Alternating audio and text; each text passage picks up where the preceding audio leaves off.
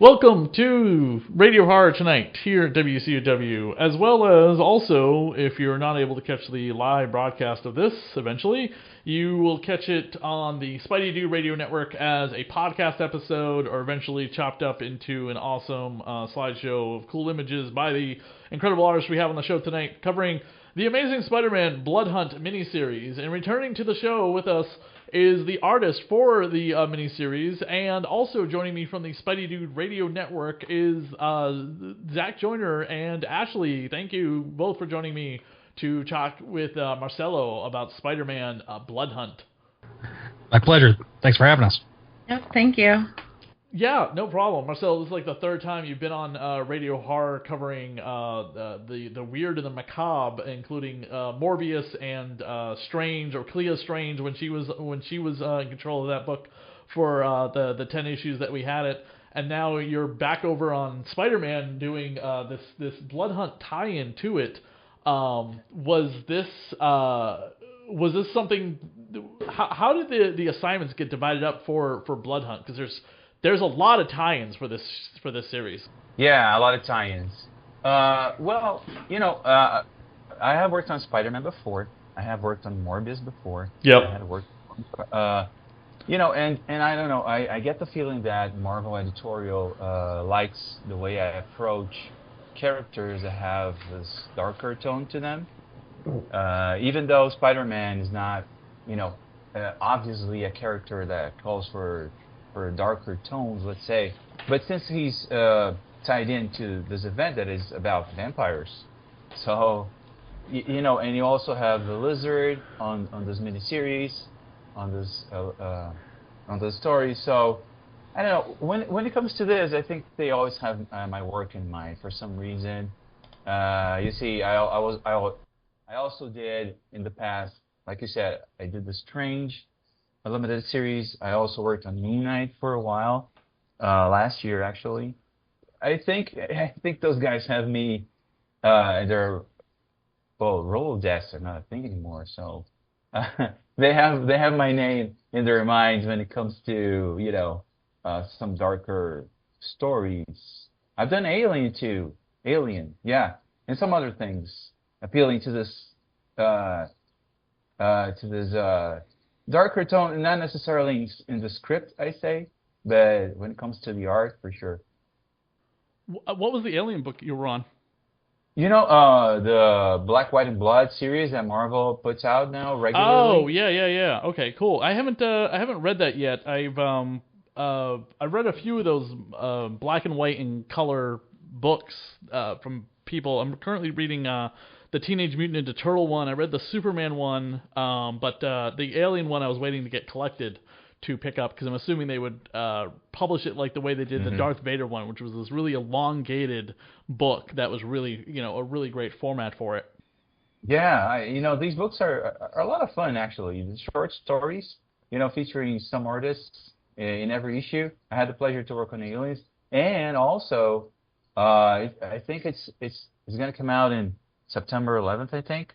I did Spider-Man Black Suit and Blood. That's the name of the title. Yeah. That's I think a 4-issue series, and they've brought in a very rotating cast of characters on that. So looking forward to that. That actually got some my favorite creators writing and stuff. So I'm really looking forward to that. I was actually going to say the same thing. Yeah. Took the words right out of my mouth, Zach. I'm so sorry, Ashley. I have quickly. I know last time we talked, when you were working on Amazing, you kind of said you were dealing directly with Nick Lowe. With this miniseries, were you working directly with Justina, the writer, this time, or was it just working with, because it's such a big event, working with the editors?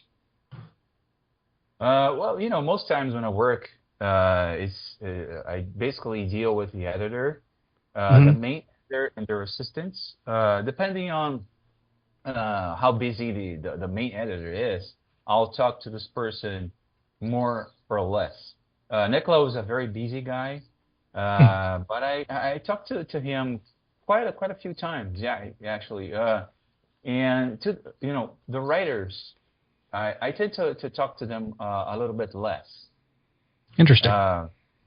Yeah, as a general profile for the writers, I think they're more they like to stay in their own corners, just overlooking what's going on. They receive all the emails, all the conversations they're involved, of course. Uh, so I talked to Justina just yeah, just a few times actually, mostly at the beginning of the project and on approval of pages. And she was absolutely cool with most of the stuff that I drew, no problem whatsoever. But the day-to-day operations, let's say, yeah, mostly with the editors and depending on the subject, the main guy or their assistants. Okay. So do you get the scripts and then just draw based off of what the writer is thinking and then kind of go from there? Or do they kind of give you that leeway? Because I know like in the past there was the old Marvel style where the writer gives kind of the plot and then the artist goes and draws it and then there's the scripting afterward. Like what Stan used to do. So I was just kind of curious, were you looking over the script? And because I do have a meme sort of question, and I'm sure Chris has this too, because you kind of canonized something that the internet has been making jokes about with Morbius for a long time, which was it's Morbin time. It's Morbin time, yeah. Okay, Morbin time. That's cool. Well, yeah. Guys, the Marvel style, yeah, I like the style actually, but I got to work on what we properly call the Marvel style, which is kind of a more open kind of style when the writer describes the scene for us, the artist, and then we do our thing, and afterwards they grab our pages and based on the images they come up with most of the dialogue. That's actually I enjoy that process. I think it's a lot of fun. But I got to work exactly like this only once. And I have to, and I'm sorry, I'm not going to remember who wrote the story. It was, because it's been 5 years, I guess. It was a mini series, also a mini, Ultimate, oh my God, it was a Carnage event. And I did the Deadpool, mini. Maximo, no. Oh my God, I forget the name. I'm sorry. You could throw anything out, and I would just be like, "Yep, that's it, 100%." Because I don't know. Well, if you guys look on, you look online. It was a Carnage event 5 years ago. I think it was 2019, and 2019. Yeah, that I'm sure about. Carnage versus Deadpool. Was it that many series? Yeah, something like that. Yeah. Maybe that was a title, but that was a fun one because that was the Marvel style thing that we're talking about. And it is fun because, to know that after I do my job, the writer will look at each page and based on the facial expressions, body language of the characters, that will influence what he's going to write. That's actually fun. Very collaborative. I like that kind of style. But, most of the times we got to work with the traditional Scene 1, here's what happens. This is the dialogue. Scene 2, so on and so forth, right? So with this miniseries, with this Bloodhunt event, with Justina, she works on, she works basically like this. She gives me page 1, the number of panels, the action that happens there, and the dialogue. Okay, that's so. Yeah, did you understand it's Morbin time reference? I'm just kind of curious. Of course, yeah. Okay. It's Clobber time, but no, it's Morbin time, right? Oh no, it's Morphin time. It's Power Rangers, right? Yeah. It's a play on the Power Rangers. Yeah. I just like the next part when he was like, "I have no idea what that is, but if you ever utter that phrase again, I'll dismember you." Michael has no patience. Michael has no patience for Jared Leto, apparently. It was so perfect. Oh my God, Jared Leto. Michael Morbius is prime pickings. I mean, so is like almost any horror character, but Michael Morbius would be prime pickings for Marvel's new Extreme line of comic books that they're doing. Like they're doing, the Extreme Nick Fury Punisher book. There's a Wolverine book that's gonna get that. Werewolf by Night is getting one. Jack Russell. So Morbius would definitely be good for that. You should throw your hat in to be like, hey, why don't we do an extreme adults only Morbius comic book? Where he can really, where someone says Morbin time, and then he just rips their throat out, hangs it over, blood drenched everywhere, and a big splash. The big banner on the cover says, "This is not appropriate for children." Because it seems like something Marvel's doing right now. The extreme adult comic books. I mean, Bloodhunt has an alternate version of it that's filled with disgusting things. Oh yeah. I'll tell you something. I was surprised a little bit myself with that, because over the years we get a few notes from editors sometimes, like, tone down that blood a little bit. I remember there was one scene, I think it was on Strange. Somebody was decapitated. Oh no, it was not Strange. It was that miniseries I just talked about, a Deadpool one, right? So Deadpool always calls for a lot of blood and gore. Mm-hmm. He's always, cutting some heads and stuff like that. He cut someone's head, as far as I remember, and I actually drew the spinal bones appearing, showing up on the neck of the person. And I got to know, it's like, hey dude, you have to tone down that a little bit because it's too much. I was like, okay, it's not as fun as it was before, but I'll dial it back. So it is normal that we have to dial back the blood and gore a little bit.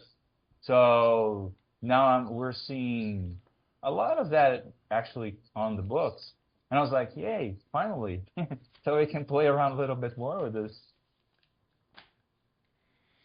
Yeah, I don't know if they're doing that coming up with Avengers versus the Aliens. That's definitely a book that shouldn't be hold bars back, especially considering Aliens is such an R-rated, violent movie series for most of its entries. That deserves that kind of treatment as well, especially considering that book seems to be set in a what-if universe, so they're not going to be contradicting any kind of continuity. So...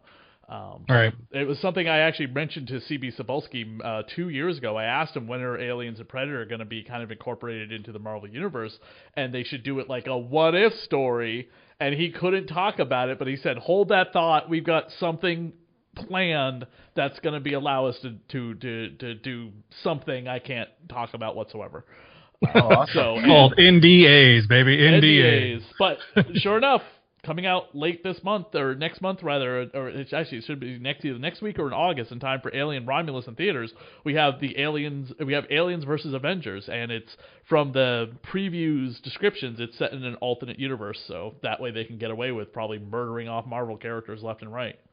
Well, and since you're talking about Aliens and Predator. Since you're talking about Predator, okay, let's say Predator. Hold that thought. I can't say what it is yet, but let's say I'll be maybe involved with this character again. Ooh. A nice tease. And some other Marvel character as well. Cool. Awesome. Yeah. We got, I think we have starting in August is Predator versus Black Panther, which completely makes sense as well, because the Predator is a jungle-based kind of, sci-fi character, and Wakanda's in the jungle. Oh, yeah. But I can say... I am not the artist on this one. I will be on another one, but I can't say. Understood. Is it something that we might hear at San Diego Comic-Con? Which is next weekend? I wonder. I'm not sure. Okay. San Diego is so close. Maybe. If you see Predator versus some other character. I'm going to be on the lookout for that then this week. That'll be great. I'll be there, so. Oh, you'll be there? Oh, cool. Will you be there? Oh, unfortunately not. I am almost decided to go to New York Comic-Con. I was thinking about doing New York, but I leave tomorrow for San Diego, so I'm excited for what this week brings. You ever been to San Diego before? Oh, yeah. Yep. Yeah. I've been going for years now. Good. Awesome. I've been only once to San Diego Comic-Con. As have I. It's been 14 years for me, and I'm like itching to go back. So. For me, it's 12. Okay. Yeah, all right. 12 years ago, yeah. Wow. Wow. I think you're due to go back. Yeah. Well, So Chris, we'll see about that. Maybe that's one thing for me. I hate flying, and I have to fly a lot to get to San Diego. Yeah. that makes sense. Yeah. Cross country flights. Those are long. Oh my God, yeah. For me to go to New York City, it's a 9.5 hour flight. It's less suffering. And you will be there this year? Yeah, well, let's say I am 80% sure. Mm-hmm. Yeah, I'm still deciding the other 20%. So almost You're like that 9-hour trip. Do I stay in Jersey or in New York? You know what? I'll completely honest. You know, what always makes me postpone my decision is flying. Okay? I feel that. I hate that. I hate that. I don't know who come up with this idea that you'll hop on some iron thing and be how many feet up in the air? I don't even know that. So 40,000 feet. Yeah, it's totally weird to me. I would find less weird, this vampire thing that I draw being real life. It'd be cool. Just start flying up and whooshing out. We may have to put a clip in of Morbius from the '90s animated series of him flying. That would be amazing. Yeah. Trust me, I understand you perfectly, especially with flying, because that's all I've been doing for the last almost 2 months. So I get it. Yeah. Okay. So yeah, understand. That's fine. I'm thinking about how next flight. How much booze do I have to get? Listen, those international flights, though. As somebody that gets extremely airsick myself, I completely understand, and so I have to Dramamine myself and basically go into a small coma, and then I'm fine. But yeah. But ultimately, I'm the one to blame. I have to blame myself because good for you, dude. You decide to go to other country and you get a job there. So yeah, it's on me. I cannot complain too much. Where are you located? Sorry? What country are you in? Oh, I'm from Brazil. Oh, okay. So it's many That's right. thousands of miles away from you guys. You're on the other hemisphere right now. Yeah, for real. Exactly. Well, yeah, man, exactly. And so it's winter time for you right now, correct? Well, yes, on the calendar, yes, but I don't even know. Oh, I have to convert to Fahrenheit degrees. Oh no! I can tell. Just out of curiosity for the listeners, it's 24 Celsius. I don't know in Fahrenheit how much that is. Do you know how to convert? I am doing it is 75.2 degrees Fahrenheit. Thank you to Google for doing the calculation for me. 75. This is our winter. How about that? Oh my gosh, that makes me even more jealous. Yeah. That's perfect weather to me. I want the cold weather and snow to return here in Massachusetts. Oof. No, ma'am. I'm done with this 90, 89 humidity, crappy weather we've been dealing with for the last 3 weeks. I want snow. I want it in the 40s or 50s. I want torrential rain downpours. I can't wait for all sorts of the awesome weather New England is known for to come back. Bro, I just went through a hurricane last week, or 2 weeks ago. So yeah. So Twisters is not playing in your town this weekend. It's like a war movie with a particular country that they will not show that war movie in that particular country ever. They won't show a disaster film in a certain part of the country that might have just suffered said disaster.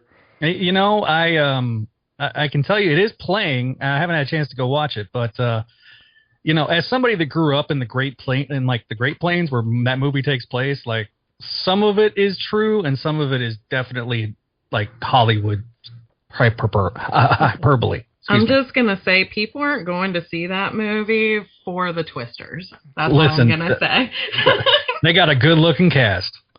I don't even know who's in the cast because it's not Bill Paxton. It's not for me. Well, I mean, Bill's no longer with us, so you know. And they could have made that movie 20 years ago when he was alive, but they didn't. I know. So it's just like Ghostbusters with Ernie with what's his name who played Egon. It's just Harold Ramis. It's just like God, they should have made that movie 20 years ago. And we got what we got now, but it's just Bill wanted to make that sequel many years ago, and it's just yeah. Not the same without him. We're getting old. Yeah. All of our childhood heroes are getting older with us. Marcelo, I had a question about the vampires in not just your comic book, but it seems to be the way they look in a lot of the Bloodhunt stories lines. Is the vampires are kind of like this bluish grayish color.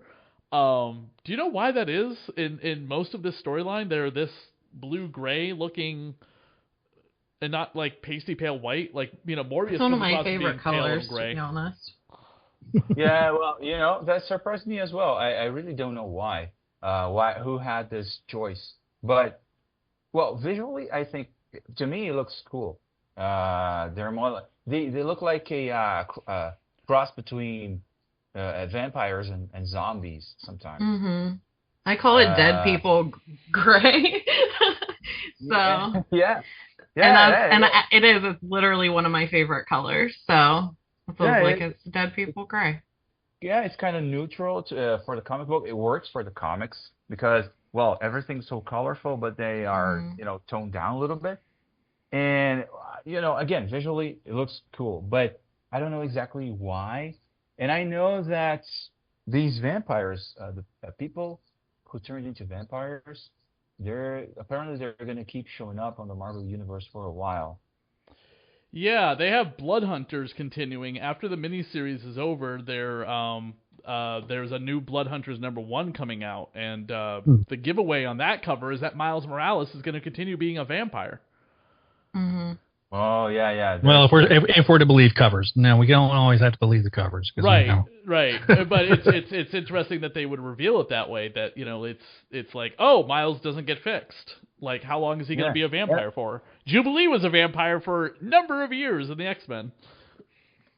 That's right. And also look for another limited series, Avengers Assemble, that's going on right now.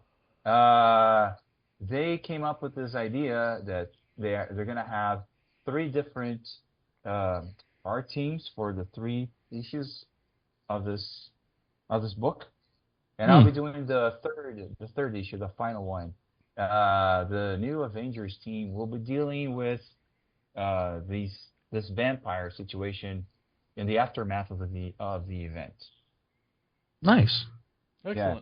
So I'm still drawing a few vampires right now. Do you want to stay on miniseries here and there, or would you rather be on an ongoing? Well, I have an ongoing more than 10 issues. I have been put only in limited series for the past 2 or 3 years, and I know why.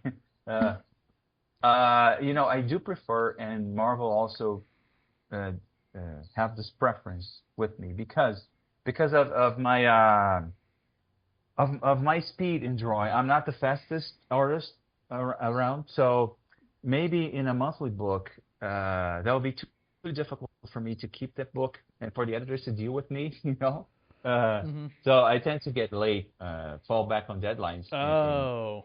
Yeah, my turnover of pages tends to be a little slower, and I know that, and that's fine because since I know that and my editors know that, there's no problem. They only have to find a project that fits how fast I turn in pages. Mm-hmm. So a limited series, it is easier to manage the time. So do they give you more? Do they give you more lead time? Is that what they do? Like exactly. They have okay. Exactly. There's more leeway. There's more. They plan ahead a little bit more. These limited series. So I don't know. Let's say 6 months from now, they know that this 4-issue mini or limited series is going to happen. So based on this, they'll contact me and say, okay, so how many weeks does Marcelo need for 1 issue worth of comic books? So based on this timeline, they'll calculate how early they have to start the book with me. So I will not screw their plans with my lateness. Basically this is how it works. And I totally admit, yeah, guys, I'm sorry, I'm not the fastest guy, so please be patient with. But honestly, I feel like that shows in your work because it's meticulous. Oh, thank you. Yeah, there's a lot of detailing that you have in your work, and I think it helps, bring a richness to it whenever you do it that way. Because I remember when we talked together about the Morbius book, and it showed. I loved your artwork there, and I enjoyed it here. Because again, I'm a Spider-Man guy, so like I wasn't gonna read all the books, but like that was one I was gonna pick up. So, and now Justina's looking like she's gonna be doing another major part of ASM. I'm always around the Spider-Man character, as I'm understanding from Marvel. This year is definitely a year that I got much closer to Spider-Man again since my last work on the character, which was the end of Nick Spencer's run a few years back. And just to finish that conversation about the art style, it's really, I appreciate you guys liking the way that I do my stuff, because God knows I do try sometimes to be less meticulous and less detailed in what I do. Don't do that. Please. Oh my God. Please. It gets like muddy and it looks rushed. Please don't do that. Oh, thank you. Because I just can't. It's against my nature, I guess, as an artist. I have to draw every window of that building down, back there, I have to draw everything. So yeah, I also like you said, I hate to rush pages because myself as an artist, I look at work from other guys. We know each other. We know when something is rushed.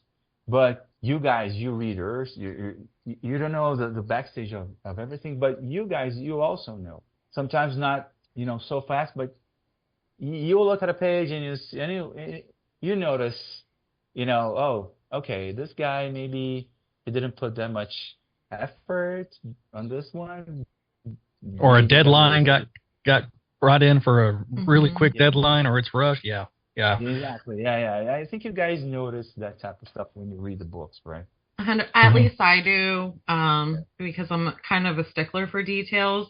And you even in the backgrounds, like of buildings and things like that, like the detail work on them, you could have blurred that and just made it like a random thing, but you didn't. You took that time, and it's very appreciated because it translates beautifully in telling the story. Yeah, it kind of reminds me, like Chris does the show about Sal Buscema, and his characters are usually super detailed, but his backgrounds are kind of a little more basic and stuff, and so that allowed him to do a lot of work very quickly. But as comics have evolved, we're seeing it be more and more closer to what you do, and I appreciate that. Where like the Todd McFarlane's as well, he was able to pack in a lot of detail as well. So that's, Chris, you kind of see that dichotomy too? Mm-hmm. Yeah, 100%. I just wish I was more like a madman, like Todd was in the past. Yeah, well, I just can imagine being in the studio and seeing him working. I'm sure he was like a madman working, because I don't think Todd was slow at all. I think he was a fast guy working. And you looked at those pages. Well, it's you got to remember the impact what he did had back in the day. Of course, all of us we got his. You read his Spider-Man. It was like amazing, no pun intended. The guy, no pun intended. The guy himself, the guy alone, maybe. Well, you had the other Image guys later, but he was the one who spearheaded the whole 1990s new art style for comic books. Then later he created Image Comics, and the rest is history. But it's those guys back in the day, they were able to put in a lot of details, and also, like I said, being really fast. Today is a little bit different. You see, the comic book art today is very complex, in my opinion. You see tons of amazing artists, amazing. I won't even start naming any of them because I feel, I fear I will forget a lot of good guys, good artists. But it's more meticulous today, and it's not just me, but you hear stories. Many artists have to struggle with deadlines because there's only so much time to work, and we have to come up with these very intricate pages sometimes, right? Mm-hmm. Mm-hmm. So yeah, this is the question today. How much time do we need to come up with a very good comic book? And it really hurts me to see sometimes a few comics that are not so well, they're not so good. I'm like, oh man, it hurts a little bit because it's my philosophy. You gotta keep it, as a labor of love a little bit. Mm-hmm. For us, it is our profession. Profession it is our job. It is how we, make our bread and butter. But you still got to be passionate about what we do. And granted, I can't help but be that passionate about these books.